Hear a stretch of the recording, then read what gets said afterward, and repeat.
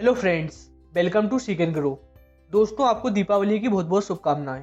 दोस्तों, mister Robert Kiyosaki ने अपनी लास्ट बुक फेक में धन, संपत्ति और एजुकेशन से जुड़े फेक को बताया है। इन फेक से प्रभावित होकर मिस्टर रॉबर्ट कियोसाकी ने अपने बुक का नाम ही फेक रख दिया है। Fake money, fake teacher and fake asset, how lies are making the poor and middle class more poorer. इस बुक के जरिए मिस्टर रॉबर्ट कियोसाकी लोगों को fake money, fake teacher and fake assets के बारे में बताना चाहते हैं।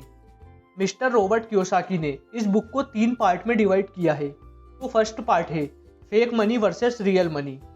दोस्तों, रॉबर्ट कियोसाकी बताते हैं दुनिया में 3 तरह की मनी है। फर्स्ट, गोल्ड मनी, भगवान द्वारा बनाया गया पैसा, जैसे gold, commodity, silver etcetera. Second, government money, सरकार और कानून द्वारा बनाई गई मनी, जैसे पेपर मनी, डॉलर, रुपए, यूरो, सिक्के एक्सेट्रा। और तीसरा, पब्लिक मनी, जिसे किसी इंडिविजुअल ने बनाया हो, जैसे क्रिप्टो करेंसी, बिटकॉइन, जिपकॉइन। लेकिन इस तरह की क्रिप्टो करेंसी को बहुत से देशों ने स्वीकारा नहीं है। जैसे इंडिया में सुप्रीम कोर्ट ने 4 मार्च 2020 को क्रिप्टो करेंसी पर लगे बैन को हटा दिया था, जिसे अप्रैल 2018 में आरबीआई ने लगाया था, और अब क्रिप्टो करेंसी इंडिया में लीगल है। मिस्टर रॉबर्ट कियोसाकी सिर्फ गोल्ड मनी को ही रियल मनी मानते हैं, और वो किसी भी गवर्नमेंट मनी और बैंकिंग सिस्टम द्वारा बनाए गए पैसों को फेक मनी मानते हैं। रियल मनी वो मनी होता है जो कम से कम 3 कंडीशन को फॉलो करता हो। First, accepted by medium of exchange. Second, measurable हो। थर्ड, जिसकी कोई इंट्रिंसिक वैल्यू हो। रॉबर्ट के अनुसार सिर्फ सोना और चांदी ही रियल मनी है, क्योंकि वहाँ तीनों कंडीशन को फॉलो करता है। और पब्लिक मनी और गवर्नमेंट मनी पहली 2 कंडीशन को तो फॉलो करता है, लेकिन तीसरी कंडीशन को वो फॉलो नहीं करता। दूसरा सबसे बड़ा कारण जो कि ऑथर पेपर मनी को फेक मनी मानते हैं, वो यहाँ है कि अमेरिका में 1971 से पहले जो भी पेपर मनी प्रिंट की जाती थी वो गोल्ड स्टैंडर्ड को फॉलो करती थी। यानी कि 1971 से पहले डॉलर प्रिंट करने के लिए एक फिक्स्ड अमाउंट का गोल्ड एंड सिल्वर बैंक में ब्लॉक करके रखना जरूरी होता था। लेकिन 1971 के बाद ये नियम बदल गए, और 1971 के बाद डॉलर प्रिंट करने के लिए उतने अमाउंट का गोल्ड बैंक में रखने की ज़रूरत नहीं रह गई। और अब इससे अमेरिका जितने चाहे उतने पेपर मनी प्रिंट कर सकता है। और आज अमेरिका की तरह ही मैक्सिमम कंट्रीज गोल्ड स्टैंडर्ड को फॉलो नहीं करती हैं। हर देश को मनी प्रिंटिंग के बहुत से अलग अलग नेशनल और इंटरनेशनल कानूनों को मानना पड़ता है।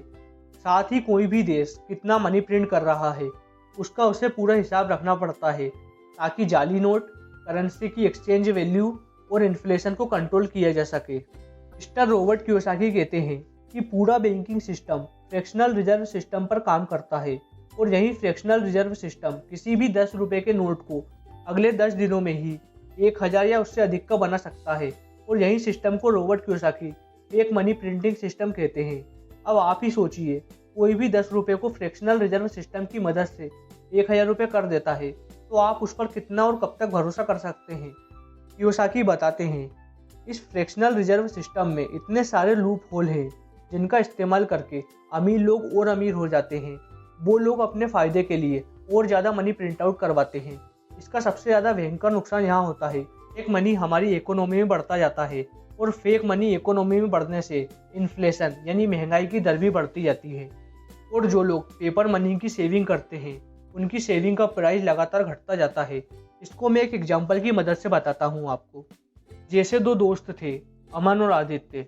अमन ने 1998 में 5300 रुपये के 10 ग्राम फिजिकल गोल्ड खरीद कर रख लिए। तब उस गोल्ड की कीमत 5300 रुपये करीब थी। और आदित्य ने उस टाइम गोल्ड नहीं खरीदा, बल्कि 5300 रुपये का केस यानी पेपर मनी को सेव कर लिया। और आज 2020 में दोनों ने अपनी सेविंग्स को देखा, तो अमन जिसने 10 ग्राम सोना अपने पास रखा था उसे 10 ग्राम सोना मिला, और उसकी कीमत आज 53,000 रुपये है। लेकिन आदित्य जिसने 5300 रुपये सेव किए थे उसे सिर्फ 5300 रुपये ही मिले।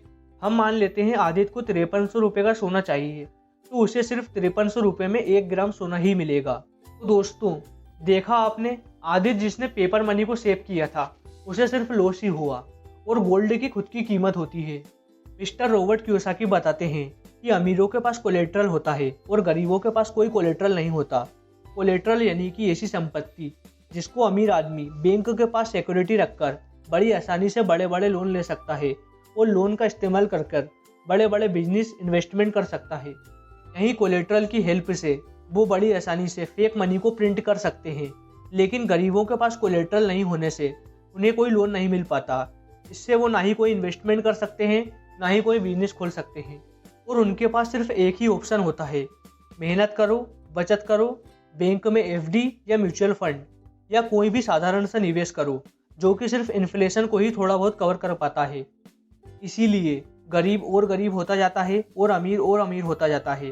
तो दोस्तों, आज का मनी गेम कोलेट्रल का गेम है। जिसके पास जितना कोलेट्रल वो उतना ही अमीर होगा। अगर आप भी अमीर होना चाहते हैं, आपको भी कोलेट्रल बनाने होंगे और आपको लोन का इस्तेमाल सही तरीके से करके पैसों से पैसा बनाना होगा। दोस्तों, आपको फेक मनी को रियल मनी में कन्वर्ट करना सीखना होगा और इसकी शुरुआत होती है अपने आप को फाइनेंशियली एजुकेट कर। फाइनेंशियल एजुकेशन स्कूल में नहीं सिखाई जाती, इसको आपको खुद से सीखना होता है। आपको लगातार अपनी गलतियों से सीखना होता है। दोस्तों, इस बुक का पार्ट 2 बहुत जल्द आएगा। तब तक आप हमारे चैनल को सब्सक्राइब करें और बेल आइकन दबाएं ताकि आपको नोटिफिकेशन मिल जाए। आप हमें इंस्टाग्राम और ट्विटर पर फॉलो कर सकते हैं, जिसके लिंक डिस्क्रिप्शन में दिए गए हैं। Thank you. हैप्पी दिवाली।